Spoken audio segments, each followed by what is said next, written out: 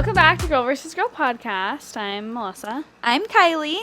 Today we are sharing our birth stories, and I am so excited because this is my favorite subject, if you know me. This is Kylie's time to shine. This is my Roman Empire. Mm-hmm. Thank you very much. So, I'm sorry if you can hear our air conditioner. I'm not. But it is 108 today. And I have a fresh tan on. I will not be sweating it off. Yeah, there's no way around it this week. So, hopefully you can't hear it. I think Chris is going to try and help me, bring it down in editing, too. Yeah. If you live anywhere in southern Oregon or whatever. Yeah. Anywhere near. It's hot. Random, heat stroke in July. So weird. This makes me really nervous for their birthdays in August. I know. The water table and bubble machine may not cut it. Yeah. I'm going to get some misters, I think. We'll see if I actually get around to that. But yeah. I think we're going to have a pop-up tent with my parents have sides on it. Oh yeah. So that'll be nice for the kids. Yeah. And then I probably will jack your picnic blanket because ours match. Yeah. And just lay them both down. Yeah. Great idea. Anyways. Life updates? I don't really have anything really at all. I don't really have that much either. How did we always have good life? Are our kids just good now? Shh. Yeah. We're not mentioning. Yeah, not good. Our children are doing well right now. I don't even want to say it, but my kid is doing well. He's been waking up a lot, like 5 a.m., 5:30 a.m. He's supposed to get up at 6. But it's because the last 4 days his schedule has been so off because we've had 4th of July, my nephew's 4th birthday. We went and saw family today. It's just been busy. And I always say that went to Lake of the Woods sometime last week. Yeah, I went to Lake of the Woods. Yeah. He did 2 car naps that day. Yeah, it's just been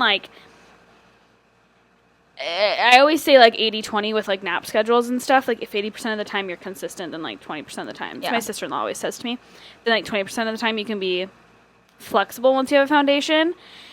And I think we've reached our 20%. Yeah. He needs to get back on track. But he's at least able to do that. Yeah, he's able to do that and he's done fine. But I could tell today he's I've been letting him sleep past his nap time. Yeah. Last couple days just to try to catch up, and I could tell today he was 3:30 on the dot. I'm awake. I trying to re-regulate himself. If any of you have been listening for a while and know my major just mom anxieties, I'm really proud of myself because I gave my child a 1/4 of a donut today. I keep telling Kylie, I have got caught up so much in making his own food that I have such a hard time giving him something that I didn't physically prepare and buy the ingredients.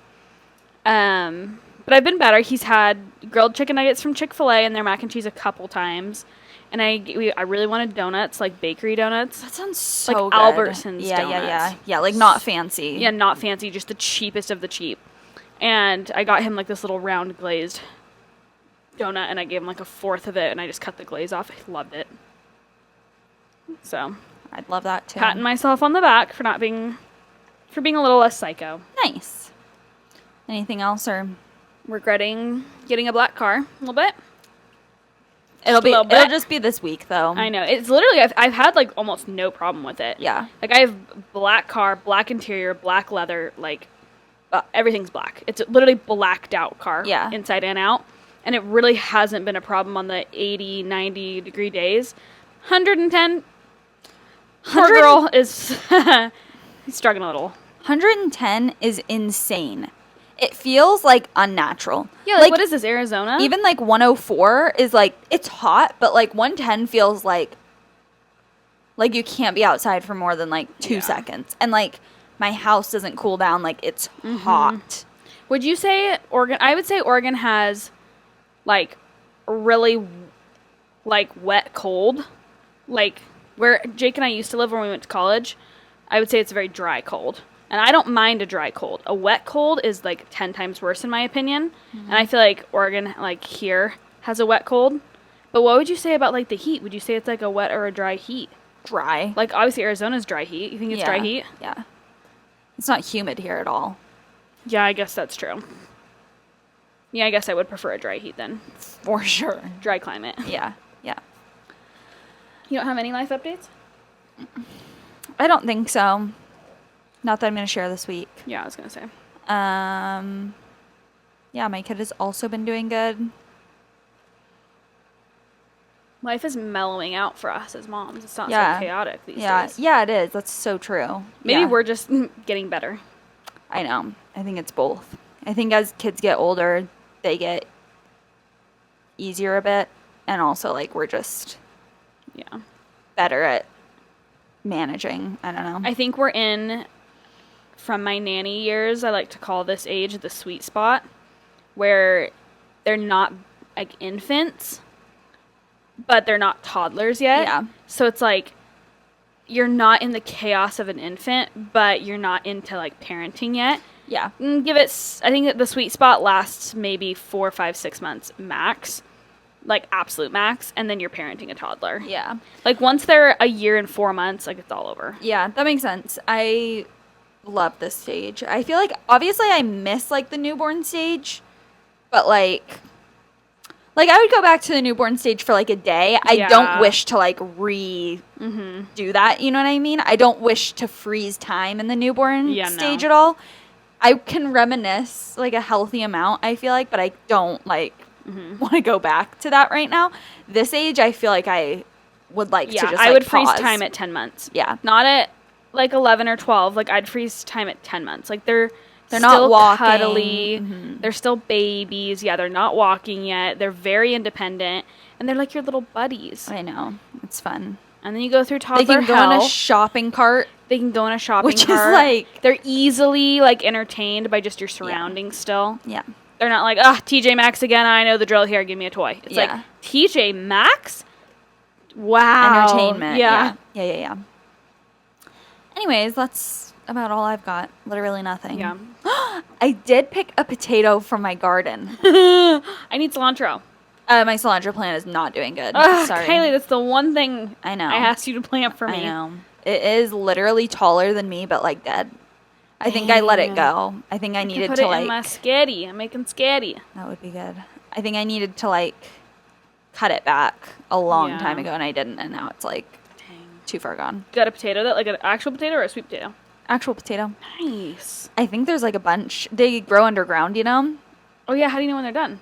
I just like we could like see part of the ground like pushing erupting or up, whatever? so I like just kind of dug a little bit, and I Stop, was like, I'm gonna that's so pick this cool. one. It was just a small one, so I don't know. I think they'll be bigger like That's in so another cool. month or something, but I had to pick one. I'm extremely jealous of this garden. I've always wanted a garden. So much fun, although it's not really bearing much fruit, and like a little bit of the food that it does grow, the birds will get. So honestly, You need to get like cages over it. yeah, I'm not an actual gardener. I just not that invested am in it yet? doing it for fun. Yeah, I feel like I have like enough bandwidth to like do what I'm doing with it, and not Yeah. like a ton more. You know what I mean? You can get It's just for really fun. into gardening. Totally, yeah. You could spend like hours outside in a garden every day, and I spend about 8 minutes. Yeah. I would say the next time you're at a family gathering, do not strike up a conversation about gardening with my Nana because I'll be bored because I'm not that into it. she knows everything there is to know. I would like to be into it. She's like a massive garden. Yeah, that's cool. I'd like to be into it. I just am not. I just Yeah. don't. You know. Well, be careful it doesn't die this week. I know. I think Chris has been watering it like twice a day for me. Good. Okay. Should we get into it? Yeah. Okay, I'm going to go first, and then Melissa's going to go. We have 2 completely different birth stories, which if you've listened to the podcast for any amount of time, you'd probably know that. But we're going to get into... Yeah, you've heard snippets of our birth stories before. We're which gonna is get into the how details. this, kind of came about because a lot of people were like, say your full birth story. my favorite topic. Okay. A lot of people, I mean, our 2 fans. Yeah. I'm going to jump into it. And spoiler, I had a home birth, so that's where this is all going. And I'm going to start just briefly when I was pregnant because that's when this whole journey started. So when I was pregnant, I was planning on doing a hospital birth. I was always like interested in home birth, but I was just like, no, I'm just going to do it the normal way. Like, whatever. I just scheduled an appointment with the doctor. You get pregnant, you schedule an appointment, and then now, okay, I'm on this track of going to the doctors.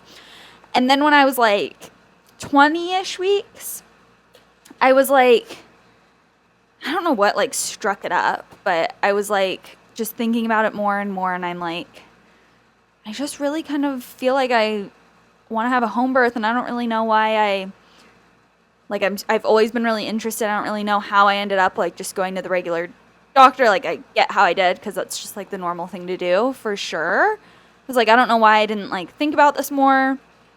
So I was like kind of like contemplating it, and Chris and I were like talking about it.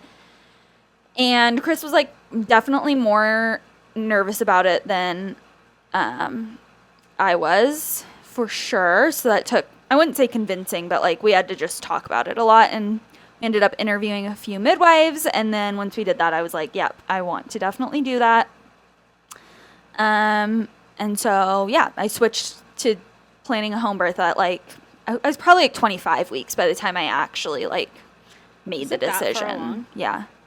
It was like May. Whenever we went to Mexico, that was like, oh yeah, we were emailing with midwives while we were in Mexico. I remember like, I think you told me when you got back. I remember like signing paperwork and like filling out like contracts with a midwife while we were in Mexico, and that was like end of May, and we had the baby. I had the baby middle of August, so maybe that was the beginning of May. Whatever, it was around like 25 weeks, I think.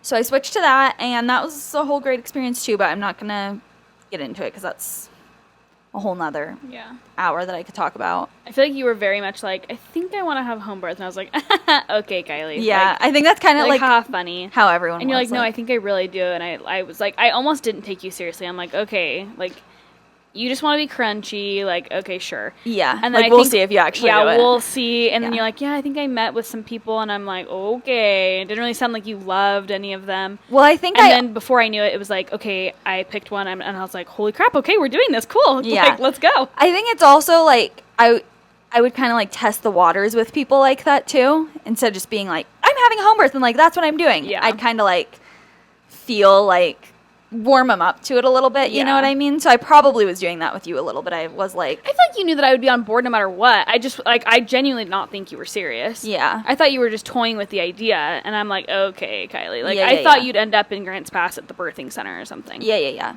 Right, yeah. Nope, I said full send. I went for it.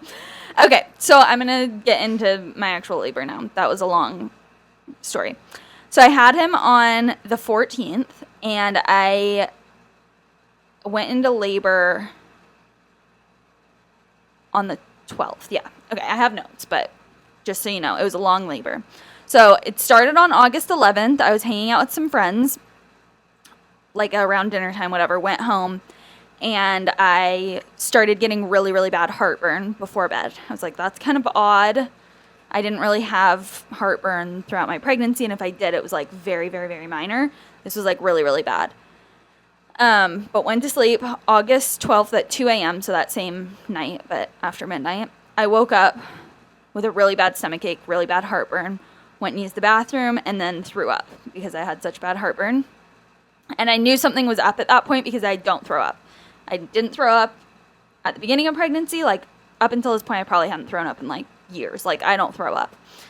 And that can be a symptom that you're close to labor, is like throwing up and feeling sick, like, and this whole thing. Yeah. So I kind of knew something was up. And then when I woke up in the morning, I had, the flu-like symptoms. I had no energy, body aches, no appetite. I was throwing up again, and I was sick all day. And I was starting to get kind of nervous because I knew it was like a sign of labor, but also like I could just have the flu, obviously. Like, yeah, I think you really thought you were sick. Well, I was also trying so hard to not like get my hopes up. I was 37 weeks and 5 days when I had him, I think. And I was, no, sorry, not 37, 39 weeks and 5 days. No, not that early. 39 weeks and 5 days. And I was mentally prepared to go like at any time. To 42 weeks. Like, I was like not expecting to go early because most first time moms go late. And I was mentally like not trying to get my hopes up. So was sick all day. And then at 6 p.m., it like flipped like a light switch. Like, all of a sudden I felt completely fine. No flu-like symptoms, no weird throwing up, no stomach ache, no heartburn, no nothing like that. And I pretty much immediately got contractions. So this was on the evening of the 12th. And then at 6 p.m., it like flipped like a light switch. Like, all of a sudden I felt completely fine. No flu-like symptoms, no weird throwing up, no nothing like that. And I pretty much immediately got contractions. So this was on the evening of the 12th. And then at 6 p.m., it like flipped like a light switch. Like, all of a sudden I felt completely fine. No flu-like symptoms, no weird throwing up, no nothing like that. And I pretty much immediately got They were really, really mild, but they were definitely different than Braxton Hicks contractions, which I had been having, not through my whole pregnancy, but I was having Braxton Hicks contractions probably starting at like 17 weeks or something. And they were different than that. They were coming I've written down, they were coming every 5 minutes and lasting 1 minute, but they were really, really mild. So they were coming regularly, but like very minor. I could just keep doing what I was doing. It was not a big deal. I think I like cleaned out my car, like whatever. We ended up going on a walk that evening, and I'm literally reading my notes, but otherwise I'm not going to keep this straight. And we had been texting with our midwife and our doula throughout, and my midwife just recommended to get as much rest as possible since I was a first-time mom trying to do a home birth, and it can be really long. So we went to sleep that night, and contractions weren't horrible through the night, but I was definitely not able to sleep through them. I remember like waking up, and I'd kind of roll over and like on my side and like just kind of like moan through them, but not like super intense, but like much more than during the day. Like during the day, I could just ignore them. And I was able to get some sleep in between them. So this brings us to August 13th. My contractions started to slow down a bit, but we're still pretty consistent and strong. I said at this point I was getting down on my hands and knees and leaning over a chair or whatever, so I'd be like knees on the ground, like hands up here, and that's how I'd get through the contractions. I had to focus and breathe through them, but I could do it quietly. I didn't have to moan through them. And when I came out of it, I was, like, totally with it. I was completely fine, whatever. But I did have to, like, I don't think I could talk through them at this point. I wasn't, like, in pain doing it. Like, it wasn't, like, taking me out of the room. But I was having to, like, breathe through it, focus. And I was completely fine when they weren't happening and happy. And then that night, my midwife came out to check on me and just pretty much make sure I felt supported, and I think she wanted to get an idea of where I was at with how I was handling the contractions and like watch me have one. Whatever. She just came and checked on me. Nothing happened or whatever. I didn't ever get any cervical checks, which is a fun fact, ever, from any professional. I like gave myself cervical checks. Chris gave me a cervical check, but I never got a cervical check. So I don't have like, oh, I was dilated to a 6 at this point or anything like that, because I don't know. And then that night they started to pick up again. I took an Epsom salt bath to try and relax before bed. This night was really terrible. I was totally unable to sleep, had to get up and adjust myself every single time I had a contraction, and then I wrote it was torture. So, and that's definitely true. The nights were like the worst. Okay, and then this brings us to August 14th. This is the day I had the baby.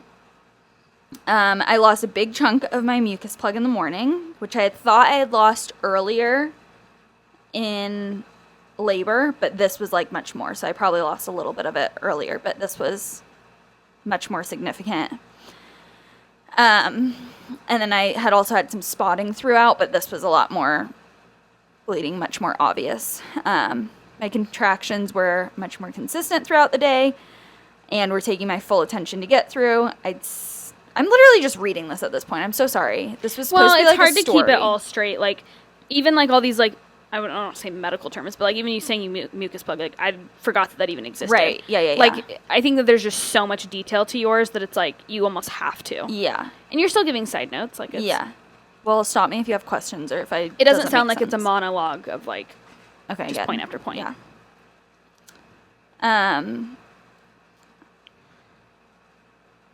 I still wouldn't say they were extreme or even painful at this point, but they were definitely really, really intense and, like, at this point taking me out of the room. Like, I was not, like, paying attention when I was in a contraction at this point. Like, it was taking me. And then in between, I think at this point, I was probably, like, present, but I was like, I need to, like, we're not having, like, a conversation about, like, lunch or something. Like, I'm taking a seat and, like, relaxing for the minutes I had in between. I was still doing the same technique of like bending over a chair, or at some point I brought in the birth ball and was using that, and that was helpful, but I was like knees and kneeling over something. Is that position specifically like recommended? I don't or know. like is that what just felt good? That's just what felt good to me, and I felt Did you like just I like could relax. test out different, or did you just know that like that's what you needed to do? I think I just knew that that's what I needed to do. I started doing that, like, I think even like that night that they like very, very first started. But we had like a whole setup because I was in labor for like 52 hours doing this, and my knees were like getting raw because I was like on the carpet, like kneeling. And so we like had like a cushion on the ground for my knees to go on, and like this whole like station like setup. Yeah. I would have to moan through them at this point, but I was still like staying very much in control of them. I was like doing low moaning sounds, trying to like stay relaxed. That's what I was doing like the whole time, was just like anytime I would like feel my hands bunch up, I would like try and like shake it off and like leave my hands like relaxed. I've heard it's better to just like let your body succumb Yeah. to the pain instead of trying to like Definitely. push it away or whatever. Yeah. I didn't want to be touched at all during contractions, which that was interesting because I literally did a whole birth course, which was very, very helpful for other reasons. But like we practiced like massage techniques, like all of these different like things that you can do to like help. And I was like, don't. And like music, like I had a playlist, like I was like, you know, gonna be like massage while I was going through it and have music and like so whatever. Peaceful. Yeah. And I literally was like, don't touch me. Don't talk to me. Yeah. Pause the show when I'm having one. Like I need just nothing. Like anything. I don't want anything. Sometimes Chris would give me like counter pressure on my sacrum, like back here, when they were like over. So I would like, I'd be like sitting. I'd say, okay, I'm having a contraction. I'd like get into my position. I'd have one, and then like when it was coming down, I would have Chris come and like give me pressure for like another like minute afterwards. I don't know why it felt good after. I think it was just so intense during that I was like, I need to just like focus on what I'm doing, but it would feel good after. Like almost while it was still happening, but like coming down very much. Okay. And then at around 5:30 that night, my doula came over. Okay. So at this point, stuff was starting to get more and more intense. 5:30 on the 14th. On the 14th, my doula came. So I think I had like talked to her at like 2 that day, and I was like, things are like getting more intense, but like, I don't know. Got it? It like hit me in the boob, and it kind of scared me. Okay. I think at like around 2 that day, I like texted her and was like, things are getting kind of intense, but like I'm still fine. Like I wasn't like, I need you now, but also it's like, it's so weird because it's like you don't know like. Yeah. It's like, I need you, but I don't need you, but could you come? It's like, I don't need you. And at this point, like, I didn't even want her. But I was like, I just want you to know that, like, what's happening. Like, yeah. I want you to know that if I, like, text that I need you, like, it's not coming out of nowhere kind of thing. And I think at, like, 2, she had offered to come, and I declined. I was like, no, I don't want you to come, because the day before when my midwife came, I could feel that when she was there, it threw me off. And it, like, I think made me kind of nervous. Nothing that she did. A little less comfortable. Yeah, I just was, like, in this nice flow. Yeah. And when someone comes in, it, like... Would she have just stayed? Or would she just come check on you and leave? The doula? If the doula came? I think at that point, she probably would have ended up staying. But she could... Oh, yeah. But she could have just come and checked. Yeah. But I didn't want anyone. I just was like, no, I'm good. And I think actually at 2, she was like, well, let me plan on coming at like 7. I'll come at 7 and check on you before we go into the nighttime and like just touch base and like make sure that you're feeling supported and comfortable and whatever. And I was like, okay, cool. She's like, text me if you need me before that. So at 5:30, or probably at 4:30, I texted her and I was like, yeah, I think I need you. Like, I'm ready for some support. So she came over, and she was amazing. I literally... Shout out to my doula if she's listening. Shout out to Justine. Love her. I was going to say, I think she follows us. She definitely follows us. I don't know if she listens, but love her. And at this point, I was, like, starting to have a hard time, like, tensing up for my contractions. Like, I was having a hard time, like, maybe a hard time isn't the right word. Like, I felt like I was still, like, handling them fine, like, all things considered. Especially, like, at this point, like, I was approaching transition when she got there. I think I was handling them fine, but it definitely was, like, very helpful at that point to have her come, because she was able to, like, remind me, like, loosen up, like, whatever. She knows what to say, when to say it, and like, how, like Yeah. Chris is just there kind of like, what can I do? And Chris says something and I'm like, Yeah. zip your mouth. Yeah, you've no idea. Yeah.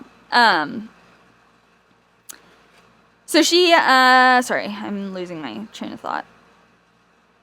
She came. She came and I like showed her one of my contractions. Well, I didn't show her. Oh, okay. Actually, she came and I had Chris meet her at the door. And I was like, I'm going to stay in my room with the door closed. I don't want to greet her. I don't want to, I'm staying in here. You can let her in and like, you can open the door and you guys can come in quietly. You're in but a like, zone at this point. Yeah, It's like, don't, you don't want her to disrupt this vibe that you've going. Yeah. Well, that was like what I was trying to avoid because the day before I felt that like get thrown off. And at this point I was like, I need to just keep doing what I'm doing and like not be thrown off. So she came in quietly, watched one of my contractions or a couple of my contractions. And after a little bit that she was there, I like then like was like, hi, like, Yeah. you know, It's definitely not a very cordial, like, yeah. like, hi, I'm in the middle of a contract. You know what I mean? Yeah, Like some it's- water? Like, Yeah. I also felt, I think like kind of not embarrassed, but like vulnerable. well, yeah, sure. Like I was like, You're sharing this, like, very intimate experience Yeah. with, I'm sorry, almost a perfect stranger. yeah. And I'm like in my underwear, like whatever. And she made me feel extremely comfortable. I'm just saying that it feels, It feels weird. It feels weird, First yeah. time mom, you know, first time going through any of this, let alone with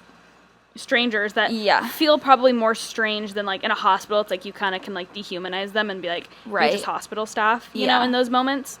yeah. But So she like watched a couple of my contractions and I think if I'm remembering right, she was like,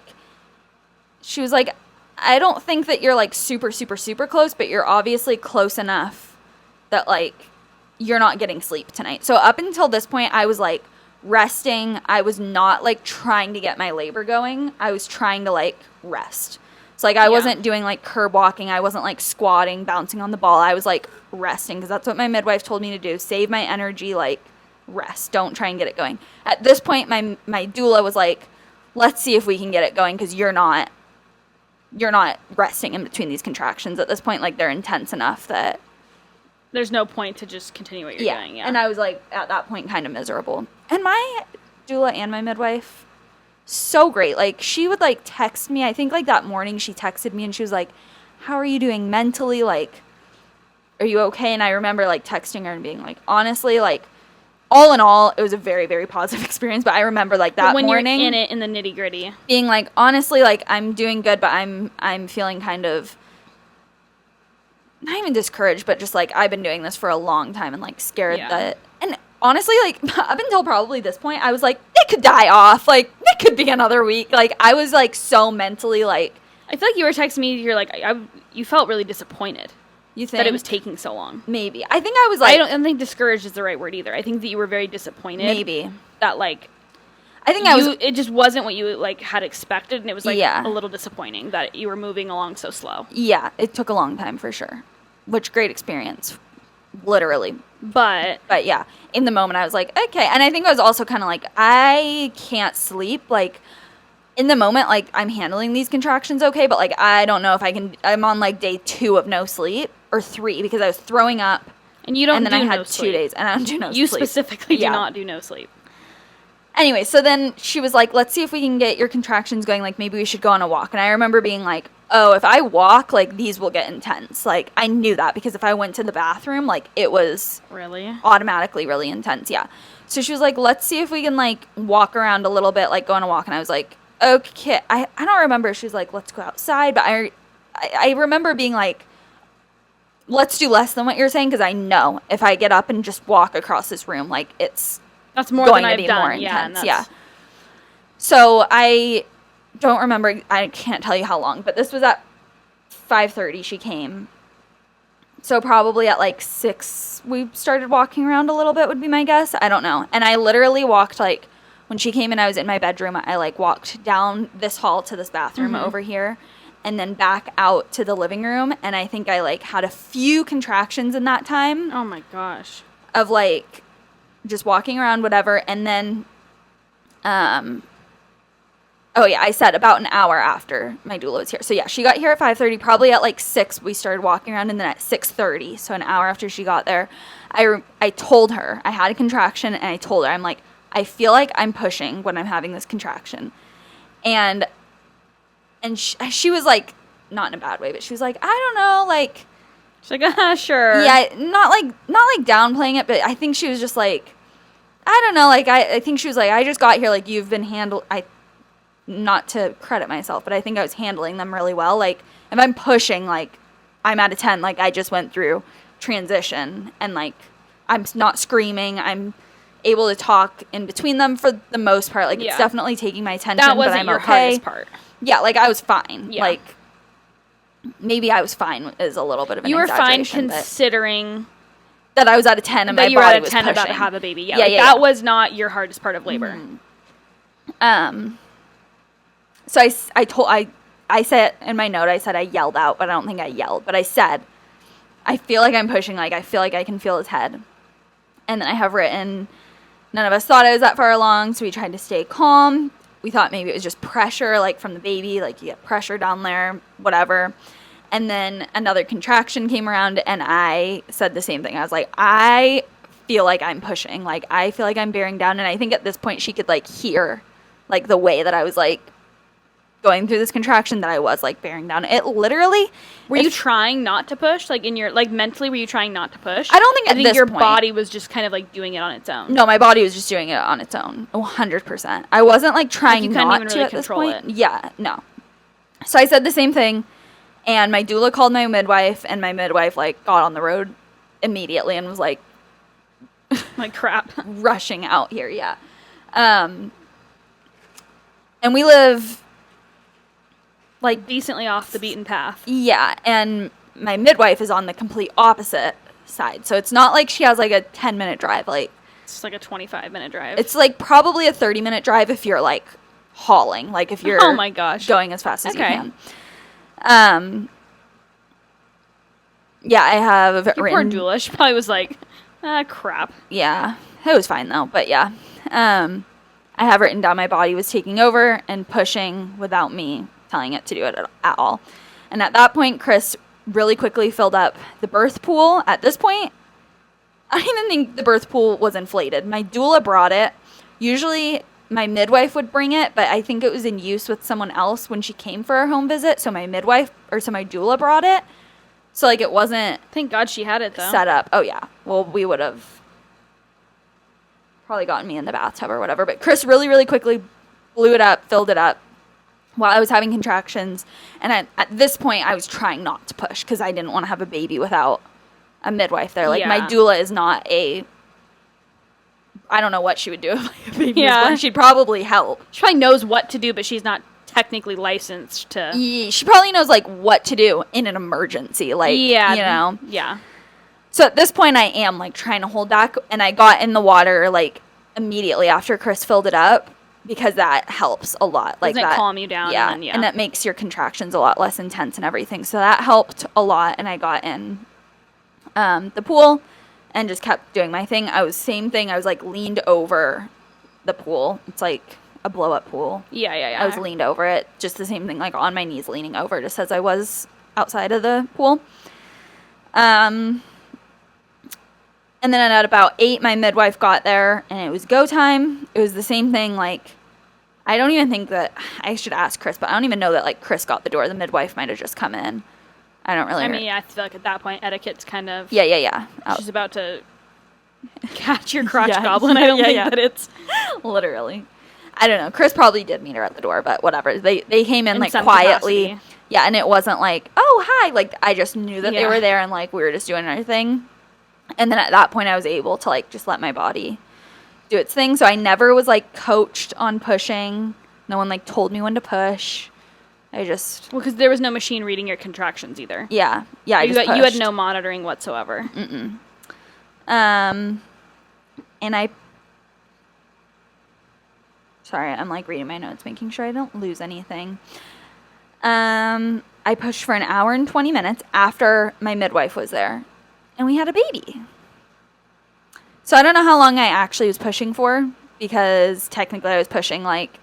Before she got there. Yeah. But I say I pushed for an hour and 20 minutes, because I was trying to not push. Well, don't gloss over the for that best other part. time. What's the nitty gritty? What's the nitty-gritty part of it? Wasn't Chris, like, all up in there? Oh, yeah, Chris was all up in there. Chris, like... It's like his, like, shining moment. Yeah, Chris was like very all up in there. He was like holding a washcloth like on my perineum like the whole time, like applying pressure for like an hour and 20 minutes. I think him and my midwife took turns a little bit because they were like pushing like up, and they'd like stop for a second. I was like, pressure. Put the pressure on. Ringing the bell. Yeah, I'm like, put the pressure on. Afterwards, Chris was like, we thought you were going to rip the tub because I was like gripping like. Could you imagine if you the popped tub? it and then it was just like this? I know. I know. So bad. That's not even funny. I can remember them being like, here, hold on to the liner instead of the pool, and me being like, don't talk to me. But they were probably like, for your own sake, like, let's not pop this right now. And yeah, Chris like caught the baby with the help of my midwife. It was kind of like a team effort because I gave birth in that same position. So I never like moved. Yeah. I was like, this is where I'm at. Like, yeah. I'm not. At one point, my midwife was like, bring this leg up and like kind of like get in like a little bit of a squat. And I remember being like, I can't right now. And then I think I did. Ask me later. Yeah, I think I did. Like after a few minutes, I was able to like pop that leg up, but I was like, I can't right now.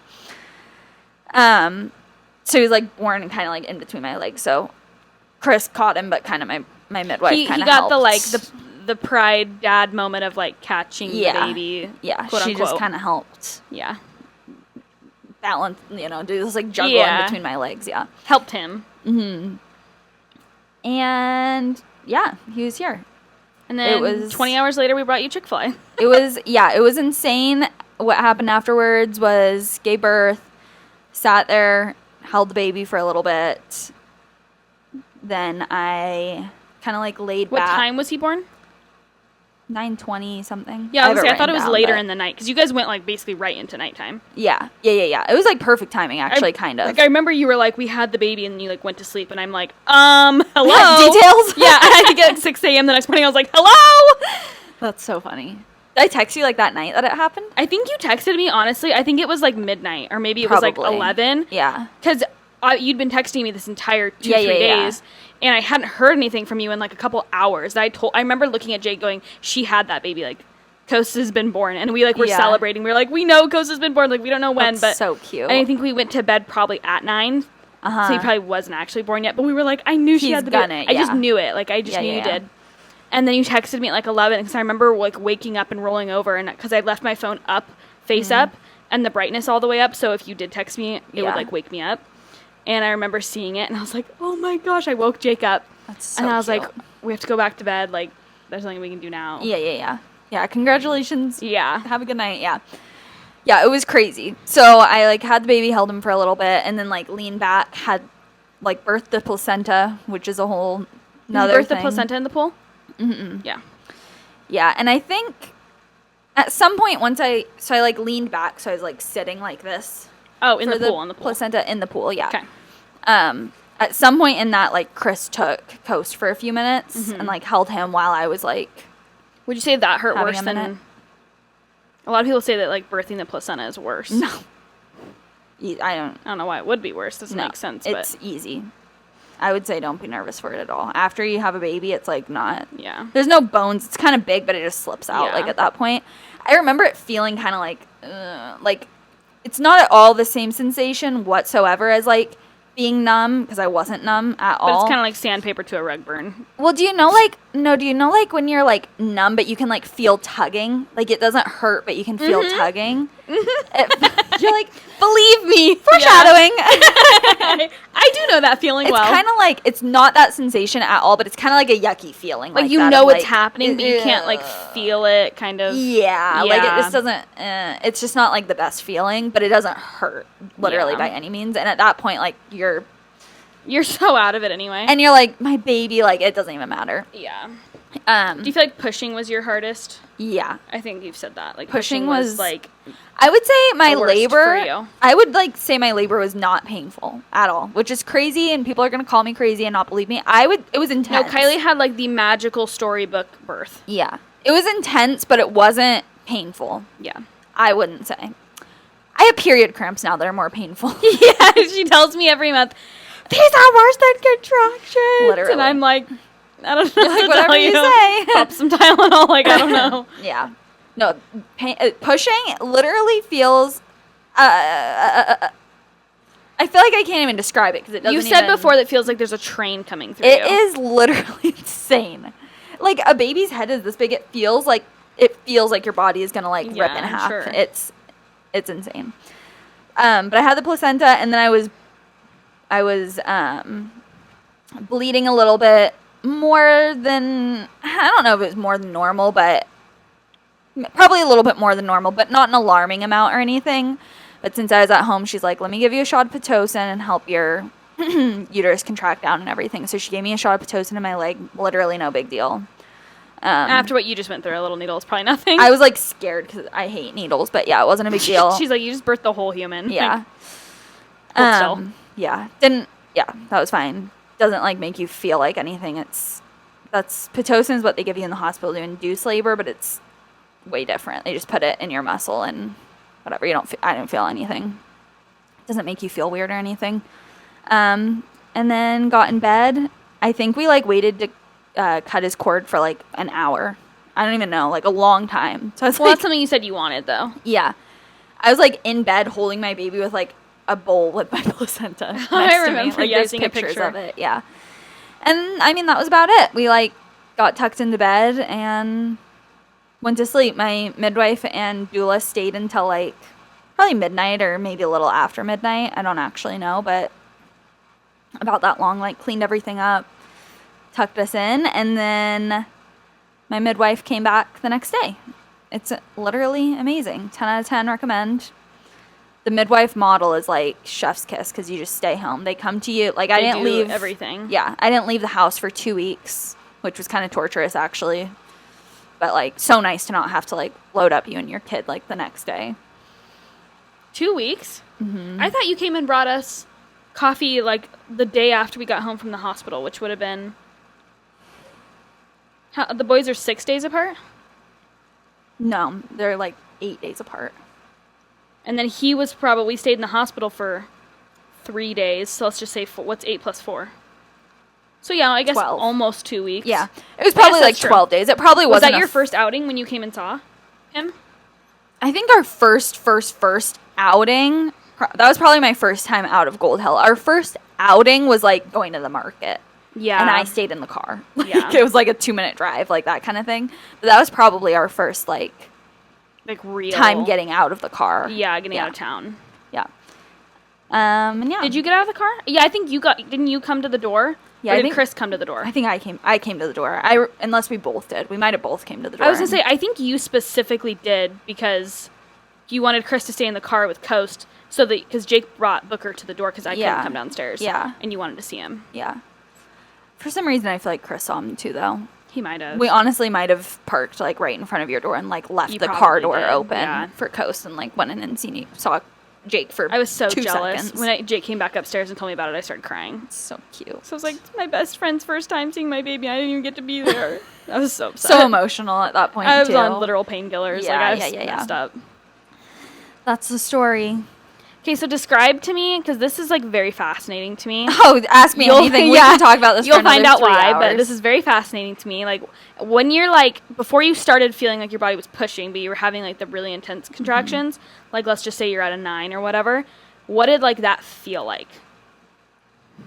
Did you ever have Braxton? I had Braxton Hicks my entire pregnancy. It feels like that, but like way a million times more. Way more. Because it felt like it felt like there were hands inside of your stomach going like this to your intestines almost. That's not what it felt like for me. It was just like tight. I guess that's what Braxton Hicks feel like. I don't think Braxton Hicks feel like an actual contraction. It's like similar, but yeah, that's like the best thing to compare it to for me. I didn't have like back labor or anything like that. That's what it felt like to me, just like really intense. It makes you want to like tense up, but you have to just like. Is it like pain, or is it like just like pressure and tightness and like? I wouldn't say it was painful, but other people would. Like there's pain, like I just got stabbed in the leg. And no, it doesn't feel like that. Okay. That's how pushing feels. Pushing feels like, to me, pushing felt like painful. It's like one of the first thing I said was like, that hurts so bad. I have it on video. I'm like, not crying, but I'm like, that hurts so bad. Like, yeah, pushing was, So insane. I remember you tried to show me your birth video when I came to Seacoast. He wasn't even like a full day old. I'm like, hold my baby. Yeah, you're like, hold my baby and watch my birthing video. And I'm like heavily pregnant. I'm like, no thanks. I think Christina watched it and she like was sitting next to me and she had like the volume up like a little bit. And I looked at her, I was like, I'm sorry, you have to go somewhere else and watch that. Like, I can't listen to it. I couldn't listen to it for a long time. I was screaming. Yeah, I know. And that's what you said. You told her, I don't know that I would watch that. Or you told me, I don't know that you would watch that. I probably was like, please don't listen to that with sound. Like, I was like... Yeah, you wanted me to watch it, but I was like... And then you're like, and then there's some blood. And I'm like, okay, I can't. Like, this baby's still inside of me. I don't want to, like, see what's going to happen. Little did you know that would have been the easiest of the options for you. Well, yeah, I didn't know how I was going to give birth at that point. Yeah. Yeah. That's it. Any party notes? What time is it? Oh, we're doing good. Yeah. What time did we get here? Like 4:30ish? Yeah. You guys are probably right at 4:30. What time do we normally leave? 6? I think it's usually 6:30 by the time you guys leave. Yeah. Well, Booker has a lot of food. Okay. So he'll be okay. Okay. Melissa's turn. I actually caught myself getting a little bit emotional hearing your birth story. Just now? Yeah. And why didn't you shed some tears? You would have made me feel like such a special girl. Because do you know who I am? I haven't shed a tear in my entire life. I'm like, cry. I don't cry. I cry when I'm mad, but I don't cry when I'm sad. Yeah. Well, actually, that's not necessarily as true once I'm a mom, but whatever. Yeah. Yeah, I've heard your birth story like maybe 5 times now. Mm-hmm. And I've never gotten emotional, but now hearing it this time, I kind of did like get... Why? Like a little like chest pain, a little... Because I'm a like tingle. A little jealous. Yeah. Not like actually jealous, but I'm just like, I'm more than anything, I'm just like so happy that was your experience. Yeah. But it's like that 1% that's like, ugh, I wish. Yeah. Like, and obviously it's not like it was easy. There's no easy way out of labor. Yeah. But I wouldn't even call it jealousy. Jealousy's not the right word. It's like mourning, kind of. Yeah, mourning that like, it just sounds so wonderful and I'm so glad you had that and I just like wonder what that would have been like, you know? Yeah, I would say it wasn't easy, but it was definitely like, I mean, you can listen to me talk about it. I'm like, yeah. Great experience. Not ready for another baby right now. I would give birth right now, like just for fun. I would say grieving is more like the right. Yeah. Yeah. Well, if you haven't heard like the little snippets that we have said on the podcast before about how we both gave birth, mine was quite literally the opposite, the most medicated birth ever. Possible. Yeah. Yeah. The opposite of what I wanted. I wanted not what Kylie wanted. My birth plan was unmedicated, but like in a traditional hospital. Yeah. I was going into it like an epidural was not an option.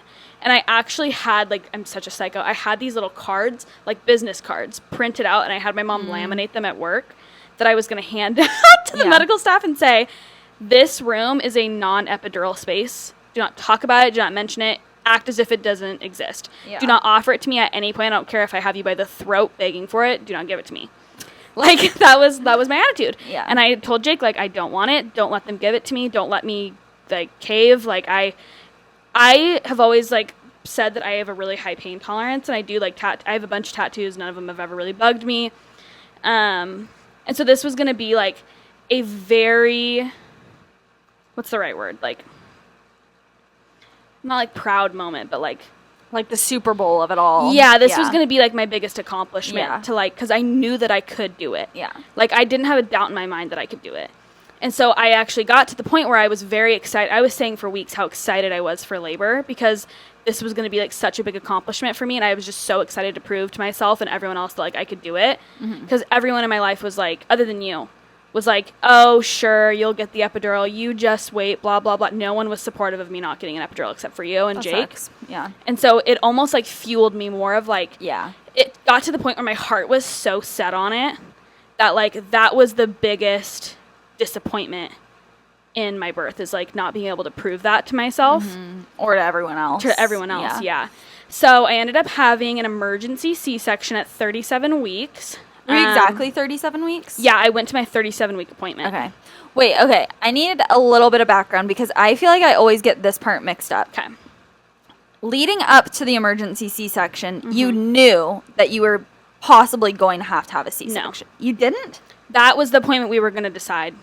Okay, but you kind of were talking about it a little bit. So from 30... Give us like that a quick Yeah, I guess I need to version kind of go that. back. I talked to Jake about it a little bit because a lot of the like delivery is very blurry to Yeah. me because obviously like I had a really, really bad reaction to the C-section. It's also 10 and a half months later. Yeah. Like, I have all of those details. I wouldn't be as blurry as you, I'm sure. Yeah. But I wouldn't be able But like to hearing you like remember say all certain that things either. reminded me of certain things. Yeah, so yeah, it's, yeah. It's like I almost wrote- better that you went first because you did have notes. Good. Okay, yeah. And Yeah. I wrote that down like 2 days after it happened because I knew I would Yeah, which forget is so it. smart. Yeah, honestly, not that like my labor's not something I want to remember, but like A little bit. a little bit. Yeah, it's a little bit of a sore subject. So let's share it. Yeah. So let's just start at like 35 weeks. Okay. At 35 weeks, I don't think that's really customary to start going to the OB every week. Maybe it is. I don't really remember. I think that's a little early, but it's not think like at- wildly early. Yeah, I think at 37 weeks is when you start going I think every so, week. too. So I was going every week from 35 weeks because I think at like 28, 30-ish weeks, I was diagnosed with gestational diabetes, which I say that I didn't actually have it. I failed the glucose test. Didn't you go to one of the glucose tests with me? I think I went to the first one with I made you yeah. go for moral support.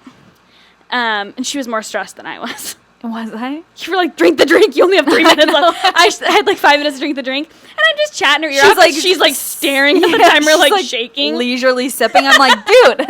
And then I chugged it and I felt so sick after. Yeah, I was like yeah. in the car. I think I like closed my eyes and was like, don't talk to me. Yeah. Yeah, so I don't think I actually had that. So I had to go home after that and like prick my finger a couple times a day to test my glucose levels. And I didn't actually get super high numbers, but they were a little elevated. So like I feel like I had it, but really not. It wasn't that bad. Like mild or It was whatever. very, very Yeah. mild. But that was like the icing on the cake because throughout the whole pregnancy, I had debilitating heartburn. I was on like a couple different medications. I had, not high blood pressure. They thought I had, oh my gosh, what's it called? It's like the reason they ended up sending me to the C-section. You know what I'm talking about. Dang it. It's not called high blood pressure, but No, it's like the dirty word of pregnancy that you like don't want to hear. Shoot. I'm looking it up. You keep going and I'll look it up. Okay. Because why can't we think of that word? You know what I'm talking about though, Yeah, right? yeah. Yeah, it's like the one thing you don't want to be told you have. Yeah, hang on. Anyway, they'd been testing me for this from like the halfway point because they thought that I had this. Shoot, what is it called? Hang on. Pause for dramatic effect. I keep thinking Braxton Hicks, and that's not. I did have Braxton Hicks from 20 weeks on. Very extreme Braxton Hicks. Preeclampsia. Thank you. They were testing me for preeclampsia from like the halfway point because everything I had was like People were screaming at their phones. yeah. It's called preeclampsia. I know. They thought I had it, and it's like I was like borderline. Like I Okay. had all the symptoms From like 30 weeks they were testing you? from 20. 20, Like from okay. like halfway. Okay. I had all the symptoms from halfway on, but they weren't like, oh, maybe it's not that. And so I ended up going to the I don't know what you want to call it, labor and delivery emergency room. Like I didn't actually get admitted. Yeah, But triage or whatever. Triage, yeah. I went to triage 2 or 3 times to get tested for preeclampsia, and it came back negative every time. At one point, they thought I had like a urinary infection. Like it was just like my OB called me a checklist pregnancy because it's like every issue you could think of I had, like literally everything. Like I went to the hospital one time or twice for possible preeclampsia. Once for Braxton Hicks, they thought I was going into labor at like 27 weeks. And then I actually did have contractions at that point. And then they sent me home. And then I went in a 4th time that they really thought I was in labor because I had a really bad migraine. And at that point, they thought I developed preeclampsia. My levels were like right there. And they thought I was going into labor. And so they were like fully prepared to like try and stop my labor. And at that point, I was 30 weeks, I think. Between 30 and 35 weeks. And that the 4th time that we went was the time that they did admit us and give me like migraine meds. And I remember, I don't know if I told you this part, but I remember going into the bathroom because I felt like I had to pee. And I felt like my water like leaked. I didn't feel like it broke, but I think felt like it remember you leaked. telling me that. And yeah. the lady was like, my nurse was like in there with me, and she was like, okay, well, we should test it. And I'm like, okay, like mop it off the floor. Like, what do you mean? And so they really should have tested the fluid, but they didn't. And my contractions were starting to go away, but I was like having like I couldn't feel them, but on the monitor I was having like, obviously in retrospect, extremely minor contractions. I couldn't even feel them, but more than they want to see at 30 to 35 weeks. Ended up getting discharged like hours later. That was terrible. And then a couple weeks later, at the 35-week appointment, my OB, who literally love him so much, like obviously I don't know if I want another baby, but I miss him. Like, he's the best. And he was like, we were getting like really like frequent ultrasounds too. And so he was like, took the baby's measurements, and he was like, I'm not comfortable with how big this baby is. He would do the ultrasounds? No, but he would like get them and get all the measurements and go over them. Okay. Yeah. And he was starting to feel really, really uncomfortable with how big this baby was measuring. And he basically, like, for a lack of better words, obviously he said this like extremely medically professional, but he basically was like, I don't want to see you go through a natural labor because I'm really nervous about like the outcome. Mm-hmm. He basically was like, if we try to do this naturally, he's like, I would expect some severe physical damage to either you or Booker or both. Mm-hmm. And so he's like, if that's the route you want to go, we can go, but there are a significant amount of risks. Like, I would not advise you to go that way. And so he's like, the other option is C-section. And so we had just like ripped that Band-Aid off of like, it was mentioned. Yeah, I was looking down the tunnel of like losing the whole birth experience I was looking forward to. Okay. And so he sent us home to think about it. And then he was like, come back. Because I think at my 35-week appointment, it was like right on the dot. But then my 37-week appointment was going to be a little bit early. And that's when he wanted to start seeing me, like, every week was after the 35-week appointment. So he was like, well, your appointment's scheduled, like, kind of at the halfway point, so let's just keep it. It'll be a little over a week, but it'll be fine. We were scheduled for Jake's birthday, which is the 21st.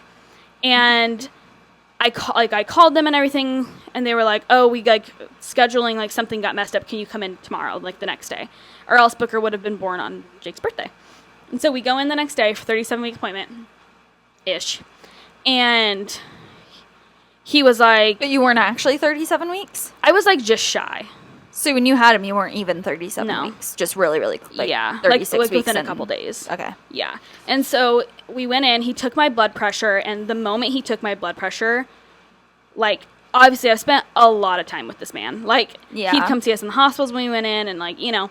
And so I felt like I knew just by his demeanor and his face that, like, something was wrong. He didn't like it. I didn't think I was going into labor or going to have a C-section or, like, anything was, like, really wrong. But I just knew in my gut. I mean, I've had these appointments, a million of them. It's like, I know they don't stop at blood pressure. Like, and the fact that he was taking my blood pressure and he, like, left the room right after to, like, talk to the nurse, I'm like, I just knew in my gut something was wrong. And so I started to get really scared, obviously. And he came back in, and I think you were telling me at this point. I think, yeah, he went out to talk to the nurse, and I texted you. I said, something's wrong. Like, like, something's happening. I don't know what. Like, I was freaking out. And so then he comes back in with the nurse, and the reason I like him is because he's very, like, blunt and, like, to the point. He doesn't sugarcoat stuff. And so he just basically was like, listen, your blood pressure is astronomical. Like, it's really bad.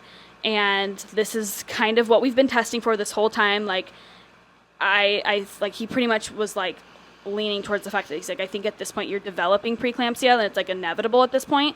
And he's like, I don't want to see you get to that point, so we're going to have to go into a C-section. He's like, your body's not currently in labor, so we can't try to do this naturally. Like, our only option is a C-section.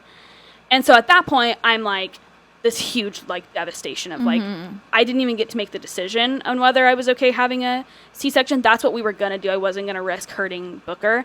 But, like, you would have had, like, a week or however long to, like, wrap your mind around it. Yeah, I hadn't even had time to wrap my mind around it. I think I told you about that it was, like, a possibility, and we were, like, talking about it. And then it's like, obviously that would have been my choice, but, like, the choice was kind of taken from me. Right. And I still at that point did not think, like, within a couple hours we were going to have a baby. I thought that he was going to send us home and, like, schedule a C-section. Right. And so I was like, okay. I was like, well, I haven't the first thing I said was, like, he's, like, literally telling me, okay, we're going to have a C-section, like, we're going to have a baby. And I'm thinking in the next, like, 24 to 48 hours. So I go, okay, so I start planning out loud. I'm like, I haven't eaten lunch. Jake needs to, like, get our stuff. And, like, I just was kind of talking out loud. And he goes, okay, you need to not eat. Like, And Jake, you are not going anywhere. You're staying here with me, and Jake's going to go get your stuff because you're having a baby right now. Yeah. And I was like, and I remember all I was thinking about was how I hadn't had lunch. Wait, okay, so this is like stuff that I just don't understand because I didn't have this path. And even like when I was going to have a hospital birth, I was going to do it in Ashland. So it would have been different than the hospital that you had Booker at. Is your doctor's office isn't at the hospital, right? Is it like right in that same it's area? like literally across the street. Okay. So like you I could have walked to the hospital. So when this was happening, you were at his office though, not at the it's hospital. like a maybe like across the street minute or and a whatever. half drive. Yeah. Okay. Yeah. Okay. Like I could have walked there. Yeah. Yeah. So basically he's like, you're staying here with me, you're not going anywhere, like we're gonna go over to the hospital, like check you in, and like we're gonna have a baby. And I don't know why, it's probably just my brain's way of coping, but I just was like, I haven't had lunch, you guys. Like I can't have a baby on an empty stomach. Like I have to have lunch. Well, it's also like when you're pregnant or breastfeeding, but it's like the hunger is like, yeah, and that's what I kept telling Jake. like I said, do not feel I was like, good how if am you I going to have haven't surgery if I don't feel good? Like, blah, blah, blah. And Jake's Yeah. like, I don't think that matters. And I'm like, it matters to You're gonna me. be in a lot of different pain you're not going to be thinking about. Yeah, and I was like, I need food. And so I snuck a granola bar in the car on the way over because I'm like, I can't. Like, I think that's fair. And Mills also said, like, you can't eat within a certain, like, hour amount of time. And I think at that point, I just was getting really scared. And I'm not a scared person. Like, I don't really get scared. Before having a baby, I do not get scared about things. I'm not, like... a nervous person. I'm not a nervous person. Yeah. And so I was, like, thinking I was getting really scared, and I was uncomfortable with that feeling. So I was thinking, okay, if I eat something, then they'll have to put this off a little bit longer. And I have more time to, like, mentally prepare for it. Well, apparently you'd have to have a smorgasbord because I just had a little bit of a granola bar, and they were like, it's fine. And so we get in there, we get checked in and everything, and the anesthesiologist comes to talk to me and stuff, and the first thing I say to her, she's like, hi, I'm so-and-so, whatever, you're Melissa, and I'm like, I had a granola bar. Like, you're like, don't put anything in me right now. Yeah, like, Just so you know, I had a morsel to eat. Yeah. Can we please do this tomorrow? Yeah, and she goes, okay, she's like, I understand, like, normally we'd want your stomach empty, she goes, but this is an emergency situation. Yeah. We Obviously, if you had people have emergency surgeries all the time, and they... Yeah. do it anyways. And I kind of didn't even realize that this was like an emergency. Like he said emergency C-section, but I kind of didn't even emergency process emergency. Yeah. Come on, guys. Because Give me my I felt granola fine. bar. Yeah, like I didn't feel bad. Like I felt fine, and so I just like, didn't really process that it was an emergency. Yeah, like you felt the same as you did 30 minutes before. Until the anesthesiologist came in and said, we normally wait, but we cannot wait. Like this has to happen within like the next 2 hours. Yeah. So basically, by the time we got checked into the hospital and by the time we had Booker, it was like a 4-hour span. Yeah. And that 4 hours consisted of getting checked in, doing all the paperwork, getting me like dressed and everything, going over everything with the anesthesiologist, Mills getting there and talking Jake getting me through your it, stuff. Jake going home and getting our stuff. My parents came and brought something, I think, and this is like something that my mom will always say. She's like, she felt like really helpless because obviously it's like your child's going into surgery. She didn't really know much at all, and we didn't really know anything. She didn't know if I was okay. She didn't know if Booker was okay. We didn't know if I or Booker was okay because we hadn't done any tests at this point. Like, they didn't even have time for testing. Like, they just were like, get this baby out now. And so they, like, brought us something, and they came to the door. And I remember the nurse opening the door like a crack and her saying, do you guys want to come in? And I looked at Jake, and I was about to be like, don't let them come in. Like, I don't want to see anybody. I was honestly really ashamed at this point because it's just not what I wanted, and I wasn't dealing with it well. And I remember my mom, like, I could hear her being like, yes, like, I want to go see her, like, that's my kid, like, and the nurse came in, and she's like, your parents are here, do you want to see them? And I just, like, I felt so bad, but I was like, no, like, you have to send them away, like, and I can't imagine, like, being a mom now. Yeah. Like, could you imagine, like, your kid's about to go into surgery, and, like, you can't even see them? Yeah. And, like, going back, I'd do it differently, but, like, I just was so scared, and Jake was so scared, and so I would say 2 to 2.5 hours, maybe even 3 hours of that 4-hour span was like taken up by stuff. So it's like I didn't even have a chance to like sit quiet with my own thoughts until they were like dressing me in the gown and like putting my hair up and like getting ready to wheel me out of the room basically. And so I just like didn't get to really think about anything. And so then Jake gets all gowned up and everything, and then this is probably like one of the worst parts is I had to leave him, and I walked to the emergency room with the nurse, and I love the nurse. She was really sweet. And You walked? I had to walk. That is so, like, it's fine. It was 'cause like you were 100 fine. steps, if that. No, and you were fine. Yeah.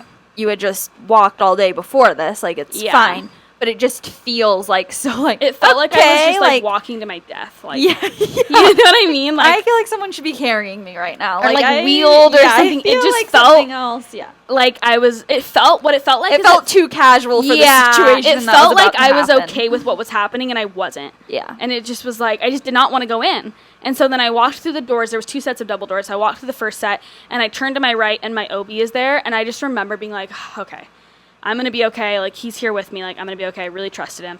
And he held my hand and, like, walked me into the back room. And, like, it's like walking into that operating room is so, like, daunting. Because it's like there's a million people just walking around getting everything ready. And it's like, I almost felt like everyone should turn to me and, like, acknowledge that the star of the show is here. And they didn't. And I was like, I just felt so small. And I just was this is just another hour of their day or whatever. I'm like, this is like the most devastating thing that's like almost ever happened to me, and you guys are just like, it's another day at work. Yeah.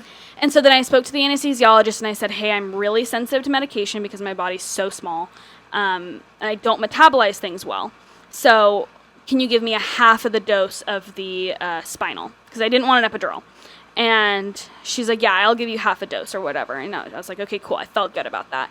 So then I get up on the table, and I have Mills, like, this sounds weird, but it's obviously not sexual at all, you freaks. But my legs are, like, spread open. I'm sitting on the table. I'm, like, heavily pregnant. My legs have to be open. And Mills is, like, in between my legs, like, with both hands on my thighs, just, like, kind of, like, rubbing and consoling me as I'm getting the spinal because it effing hurts. And Jake wasn't in there at Jake this couldn't point. be in there. Yeah, so it's like, where's my freaking support person? So thank God I, like, had such a good relationship with Mills. And he's, like, holding my hand, like, talking me through it. I think at one point during the spinal, my head was, like, on his sitting. chest. Yeah, I'm sitting up on the operating table. And I'm like, he's like, honestly, I felt like I was hugging him. Like, my head was on his chest. And I could, like, feel the breath on the back of my neck. Like, it was, like, these little details that I just kind of remember. And so then he laid me back, and he's, like, sitting there talking to me. And, like, I just remember the anesthesiologist, like, I had a cap on, but she just was, like, kind of, like, rubbing my hair and being like, don't worry, we didn't forget about Jake. Jake's coming. Like, Jake's going to be here. We didn't forget about him. He'll be here soon, blah, blah, blah. Because it feels like forever. And it's because they don't bring him in until they're, like, ready to pull the baby out. So I had to go through almost the entire surgery by myself.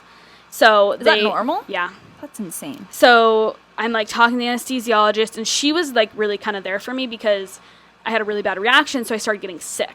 And I was, like, throwing up, and obviously I'm, like, numb on a table, so it's, like, throwing up is really dangerous. Yeah. Not what you want. And so I'm, like, I'm feeling sick, Like that damn granola bar. Yeah. So she's, like, pumping me full of all these different kind of drugs, which I don't like that. I'm more of a natural person.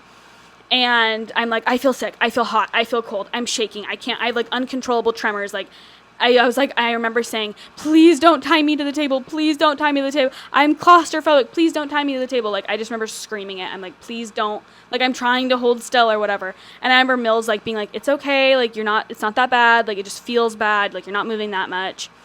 And so he, like, talked me through the whole thing. Obviously, there's a sheet. I can't see anything. But he told me, he said, don't look up at the lights because they have a reflection. You'll be able to see everything.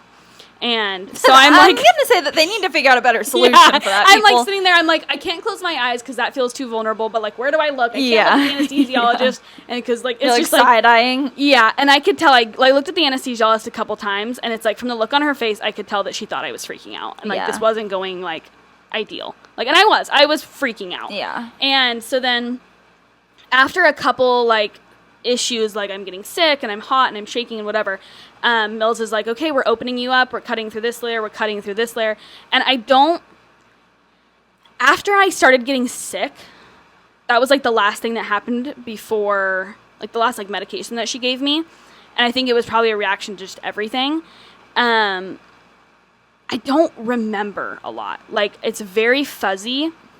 Jake said he was waiting outside the operating room for like 10 minutes. Mm-hmm. And so I don't remember a whole lot. So I'm sure he was cutting me open. I remember him talking.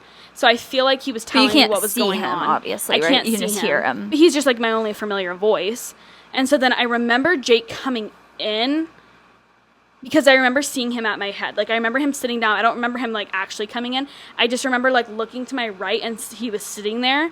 And, like, I feel bad even saying it. I've said this to him. But, like, the look on his face made it so real for me that, like, it was bad. Like, not like it was bad, like something was going horribly wrong. Like, but, like, really intense. I'm You're really in sliced surgery. open, Like, yeah. because when he walked in, he saw everything. And I think it freaked him out. Obviously, it's like the love of your life's on this operating table with your baby. And, like, they're telling us he might need breathing treatments and we don't know. Like, just prepare yourselves and blah, blah, blah. He's 3 weeks early. And so he, like, sat there and his face, I could tell he was trying so hard not to be scared. But, like, I obviously have known him my entire life. Like, I can tell that he's freaked out. So I start freaking out even more. And I start getting sick again. And I think he says within a couple minutes of him sitting down that Mills was like, okay, like, we're ready to have a baby. Like, are you ready? Like, asked him. And he was like, sure. And then he's like, okay, come look over here. Come stand next to me. Yeah. And I remember Jake being like, oh, no. Is it okay if I, like, go? Is it okay if I, like, and I at that point, I think the anesthesiologist in my left hand, because she was on my left side, I think she was holding my hand and, like, rubbing my hand. And so I was like, I feel okay. Like, I want you to go see him. Like, one of us should see him be born. Like, go look at him. And so then they pull him out. And I don't remember if he cried. I kind of feel like he didn't. And they were like, okay, we're going to take him over and make sure he doesn't need breathing treatments or whatever. And then I think Jake came back to me. And then I think I remember being like, just go, like, I was so freaked out for him because I don't think I'd heard him cry, that I was like, just go be with the baby. Like, I'm fine. Like, go be with the baby, whatever. And there's pictures of him, like, with the baby and them checking him out. He ended up being fine, that he didn't need breathing treatments. And then I ended up hearing him cry. And then pretty much the hospital, like, the nurses had him. And Jake came back to me and stayed with me while they stitched me up, which that was the longest part. That took like 20-ish minutes. And that's where, like, them pulling the placenta out, they had to, like, rip it out because I could, and I was numb, but I could feel them, like, I could feel and see my body being jerked like this on the table. Yeah. Like, I was being, like, my whole body was being jerked, trying to get the placenta out. And then they stitched me back up. And then I didn't see my baby for, like, hours. Like, I don't remember ever seeing him. So where was he and where were you? He was with the nurses and I was on the table still. And so then once I was, but like, not for hours, right? I feel like it was like an hour or so. Oh, okay. Because, I mean, from the time he was born to the first time I held him was probably an hour and a half. Okay. And so I didn't get any, like, bonding. I didn't even, honestly, he, like, held him over the curtain for, like, 10 seconds and that's all I saw. Like, I didn't even know what he looked like. And so they transferred me to the bed and, like, rolled me back to the room. But I don't remember being transferred to the bed. I don't remember being rolled to my room. It wasn't the same room we were in before we came. It was, like, an actual, or like maybe it was the same room. I think it was the same room. I should have asked Jake more questions because it's really fuzzy. And we get to the room. Yeah, it was the same room. We get in there. And I remember saying that, like, Booker didn't have a hat on because he had a hospital hat. And I was like, babe, he doesn't have a hat. Like, where's his hat? Like, you have to find his hat. Like, he needs a hat. Like, and so then Jake just brought the hat that, like, we brought and put it on him. And then I felt okay. And I don't remember anything else. I feel like I remember looking around the room like I'm, you know those, like, scenes in a movie where they're just, like, on drugs or something, like, and everything's just really out of it. Mm-hmm. That's what I, like, kind of felt like. I don't really remember the timing of things. And I remember looking over and seeing Jake feeding him a bottle. And I was kind of upset because, like, I didn't really want him to have a bottle, but I couldn't really breastfeed. Right. And it was, like, a special thing. So I was like, I feel like I remember accepting it, like, okay, like, nothing's gone to plan so far, so what's a bottle gonna hurt, you know? Right. Like, yeah, at this point. And Jake's getting to feed him, and, you know, it's like, this is nice. And then they gave him to me, and they put him, like, on my bare chest, and I held him. And I don't remember if we tried breastfeeding or not. Maybe. I don't really remember. And then at some point, someone took him from me, obviously, and they tried to get me, maybe this was, like, 2.5 hours now at this point. So I don't know how long I held Booker for, but they were like, okay, we need to transfer you to an actual room. Mm-hmm. And they tried to get me up and walk. And I think at the 3-hour mark, you should have enough feeling to be able to walk. And I had zero feeling. And so that's where we found out that I was having a bad reaction to the spinal. And I couldn't walk. And I remember telling them, like, I can't walk. I can't feel anything. Please don't make me walk. Like, I was in so much pain. And, like, they tried to get me to walk. They couldn't even get me to, like, position myself into a wheelchair. So they put me in a wheelchair. We all went to the room. And then I don't remember how we got to the room, but I remember getting in the room and throwing up. Because I remember the nurse that was with us was a nurse in training. And the nurse that she was shadowing was over with Booker. And I said, I'm going to throw up. And she's like, I remember her looking back at the nurse and being like, what do I do? What do I do? And she was like, grab a pillow. And they, like, rushed over to me and, like, was holding a pillow against my, like, stomach. So I didn't rip stitches. And I'm, like, throwing up. And that's the last thing I remember. He was born at 6/17. So that's the last thing I remember. I don't know what time it was. I remember going to sleep. And I don't remember much from that night at all. I didn't hold him at all that night. I only held him one time for the first, like, 24 hours of his life. I don't really remember how long it was. And then Jake pretty much took care of him all night. And then that morning, I remember feeling good. I was like, I actually don't feel that that bad. night? Yeah, I was out the whole night. Yeah. I don't know that I even really woke up. Or maybe I did, but I was not fully there. Like, and so I remember waking up the next morning and I'm like, wow, I actually feel I feel really good. Like, and then we started breastfeeding, which that's a whole other story because we had a lot of issues breastfeeding. Like, and so we, like, started breastfeeding and I felt okay and blah, blah, blah. And, like, it wasn't, like, that bad. And, like, my parents brought us dinner that, like, second day that night. And, like, it didn't feel that bad. And then, so that was technically day 1. We stayed for 3 days and were discharged at the end of the 3rd day. So the 2nd day is when I really started to feel it. And I was in so much pain, I couldn't even move.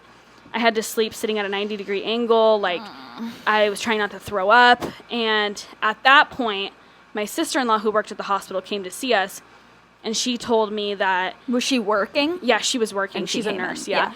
And so she was explaining to me that because I never went into labor, I never felt contractions, I never, like, lost my mucus plug, my water never broke, like, basically my body was not ready to go into labor and Booker was not ready to come. Like, obviously my body was becoming inhospitable for him because it was not like my body was, like, failing, but kind of. Yeah.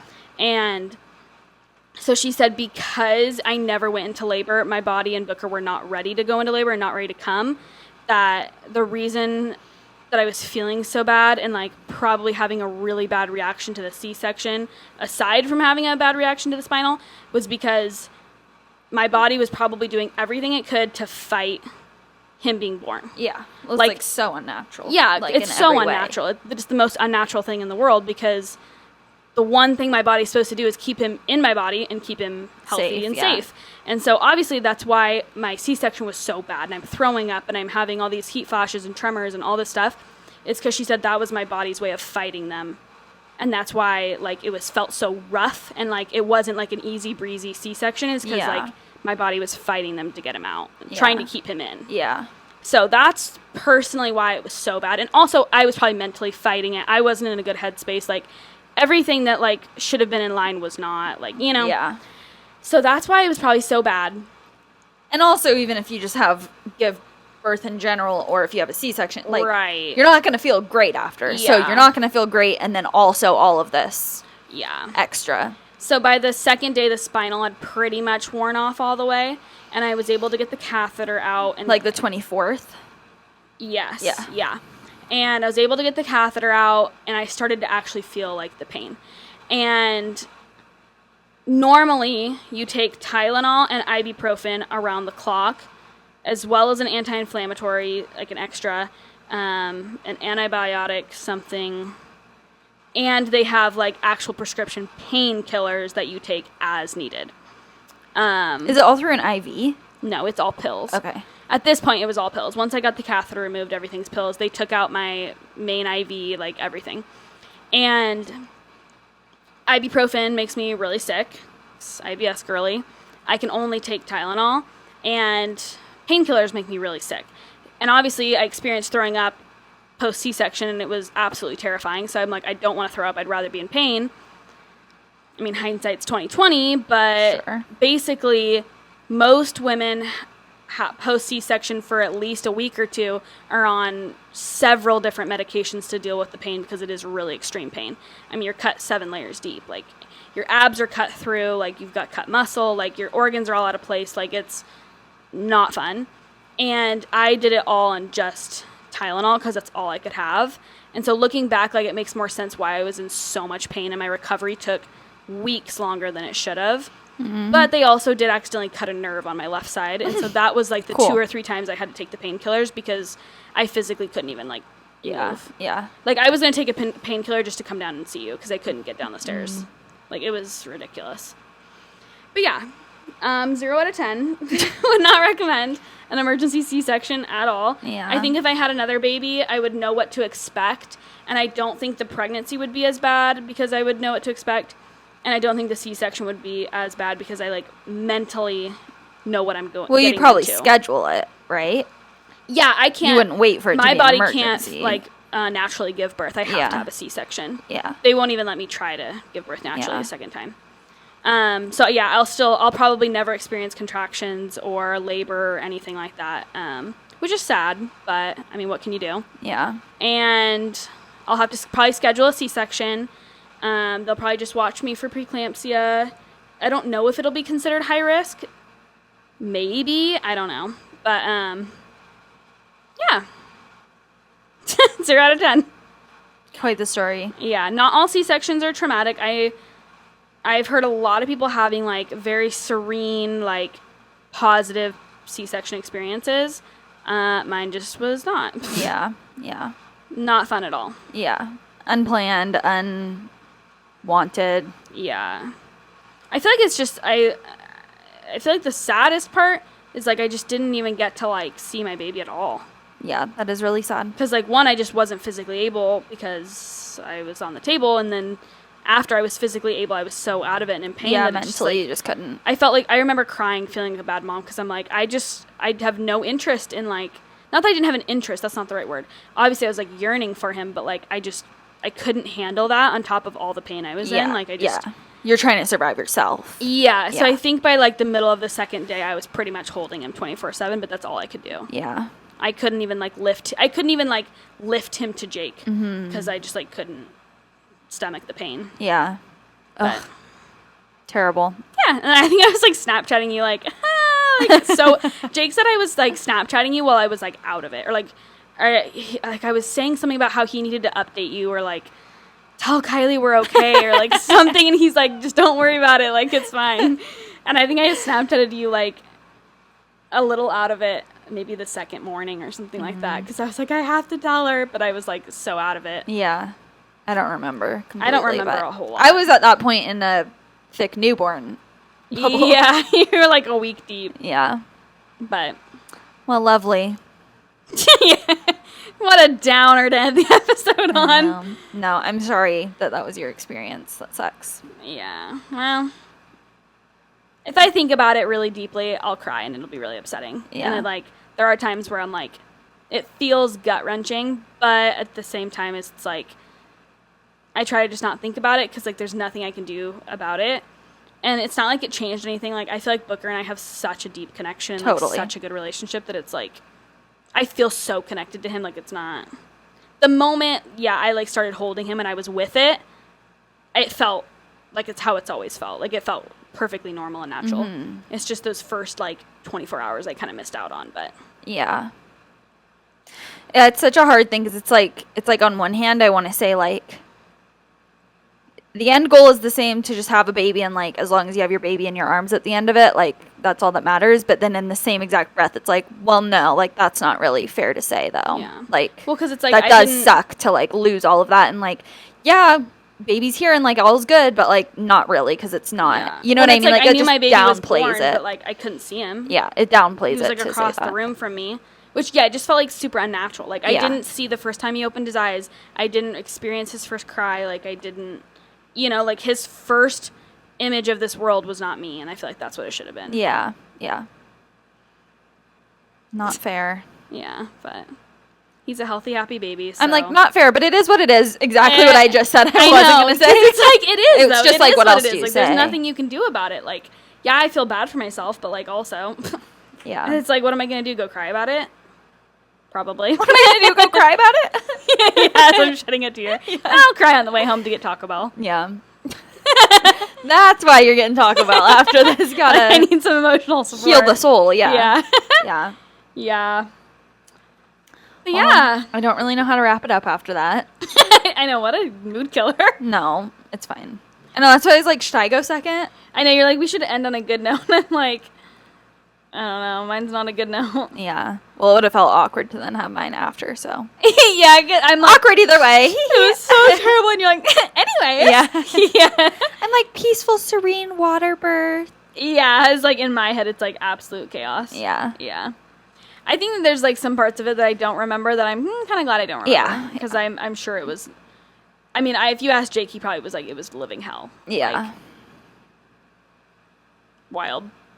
Yeah. How long did it take for you to, like, not be obviously completely back to normal, but, like, how long did it take for you? When was, like, the first time?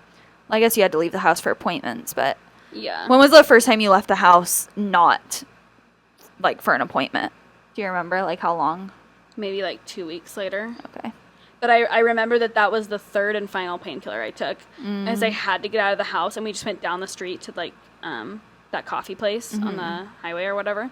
And I remember being like, this will be the third time I take the painkiller, and I'm like, over this last like almost 2 weeks, and I'm like, I'm not going to take him again, because I felt like I was starting to maybe get a tiny bit better, but I was like, in order to be in the car, I had to have something stronger, because it was like so painful. Yeah, so it was like, okay, we have a 3-hour window where I'm not going to be in as much pain, but I don't know. The recovery was really wrong. I didn't start feeling like a normal person for maybe like a month and a half later. Yeah. Like, I still was having little pains, and like things felt weird. Like, even now, 10 minutes later, if I lie on my right side, I'll have to show you my scar.